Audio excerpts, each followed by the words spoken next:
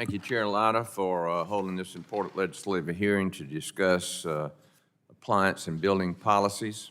I thank Mr. Novak for being here today from the Department of Energy to testify. Last week we had a background hearing where I discussed my bill, Don't Mess with My Appliances Act, which implements necessary reforms to the Energy Policy Conservation Act, or EPCA, to prevent future administrations from issuing burdensome standards on household appliances that would drive up costs and reduce availability. Let's be clear. Folks back home want to know why the cost of replacing their air conditioning has increased more than 3 times in less than 5 years. And that includes appliances that don't work, and obviously my wife wants to keep her gas stove. So I'm glad that we're here to discuss the provisions in my bill. In my bill, the statutory look-back requiring the DOE to evaluate standards is repealed. Can you share the Department of Energy's thoughts on this provision? As I mentioned earlier, Mr. Allen, I had a conversation with staff about look-back. And what staff relayed is that the 6-year look-back it's just challenging. It's something challenging for staff to do. And that's not based on head count. It's just the exercise itself is a bit challenging. And the view was that, a more frequent look-back thing just basically means, more challenges over a shorter period of time. This is an area where we would invite technical assistance. We'd love to work with this committee to figure out how we can address some of those challenges in performing look-backs if this bill should become law. My bill also requires a payback period of 3 years. Can you share with the Department of Energy's view on that?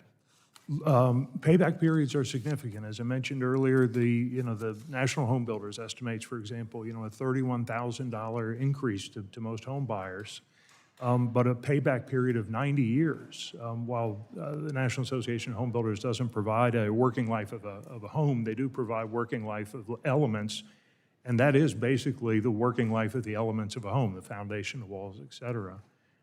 So in terms of consumers being able to have a range of choice and for those choices to be informed, knowing the payback period and having a reasonable payback period is significant.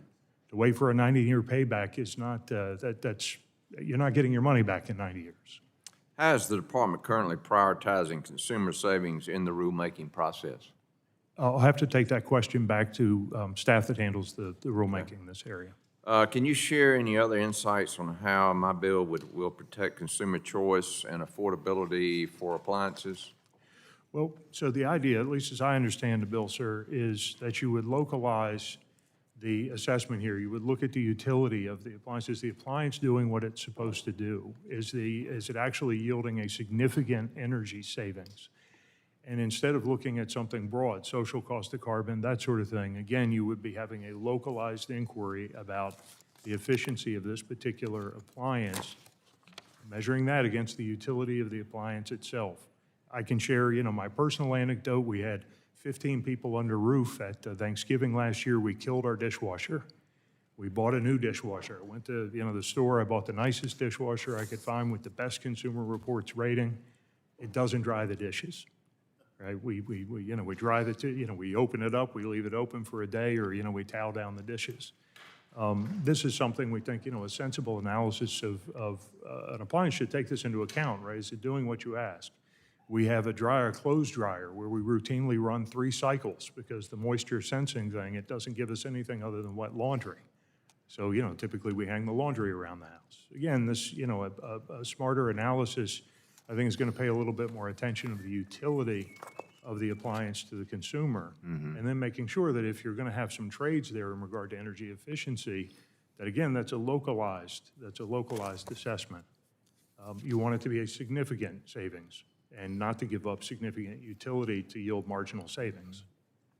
It sounds like we're going back to the old days. We're going to all have the clotheslines in the backyard. I've suggested as much to my wife. I do most of the laundry and the cooking in our house, and I share your passion for I cook over propane. And Well, I grew up without air conditioning, so somehow I made it. Yeah. Thank you, sir. I yield back.